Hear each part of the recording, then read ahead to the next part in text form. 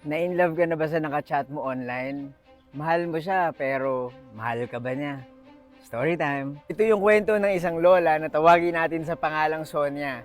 Na-inlove daw siya sa kachat niya na ang pangalan ay Zac Efron. Nasa 70s na si Lola Sonia. Wala na siyang asawa at ang pinagkakaabalahan niya ay ang panonood ng TV at social media. Bihira na lang din siyang dalawin ng mga anak niya at ang lagi niyang kasama sa bahay ay ang katiwala. Parang imposible mangyari yung kwento na to, pero legit na nangyari. Ako nga pala si Buji at mahilig ako mag-story time. Kung di niyo pa ako pina-follow, i-follow niyo na ako.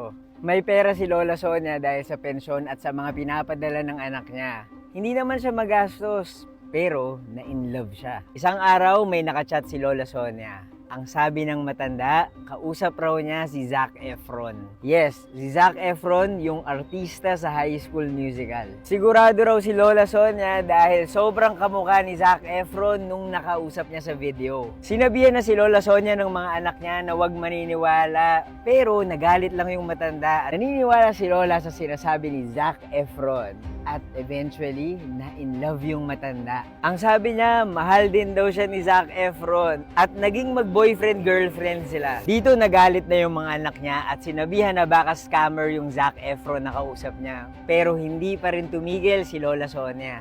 In love talaga yung matanda. Pero isang beses, naging malungkot si Lola Sonia. Napag-alaman na hindi na pala siya nire-replyan ni Zac Efron. Hindi sila nag-break. Ginost ni Zac Efron si Lola Sonia. Nagalit yung buong pamilya dahil nagbigay si Lola ng 300,000 pesos.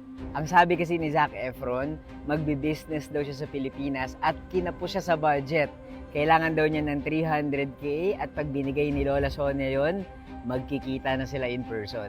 At tama nga yung pamilya ni Lola Sonia. Scammer yung Zac Efron na kausap niya. Kawawa si Lola Sonia, kaya mag-ingat kayo sa mga kachat nyo ha.